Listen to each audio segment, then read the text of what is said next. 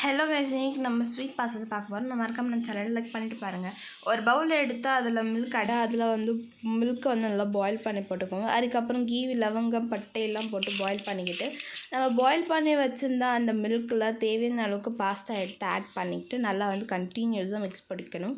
நல்லா மிக்ஸ் பண்ணிகிட்டே இருக்கணும். கீழே வந்து அடி பிடிக்கவே கூடாது. நல்லா மிக்ஸ் பண்ணிக்கிட்டே இருக்கும்போது அது கொஞ்சம் கொஞ்சமாக கட்டியாகிற ஸ்டேஜில் நம்மளுக்கு தேவையான அளவுக்கு ரவை எடுத்து ஆட் பண்ணிக்கலாம். ஸோ அந்த ரவை ஆட் பண்ணிட்ட பிறகு அதையும் வந்து கண்டினியூஸாக வந்து மிக்ஸ் பண்ணிக்கிட்டே இருக்கணும். கண்டினியூஸாக மிக்ஸ் பண்ணிகிட்டே இருக்கும்போது நம்ம தேவையான அளவுக்கு சுகர் எடுத்து ஆட் பண்ணிக்கோங்க. ஆட் பண்ணிட்ட பிறகு அதையும் வந்து நல்லா வந்து மிக்ஸ் பண்ணிக்கோங்க. கீழே வந்து அடி பிடிக்கக்கூடாது. அதுக்கப்புறம் நம்ம சைடில் பாயில் பண்ண அந்த கீ, பட்டை, லவங்கம்லாம் போட்டு ஆட் பண்ணிக்கலாம்.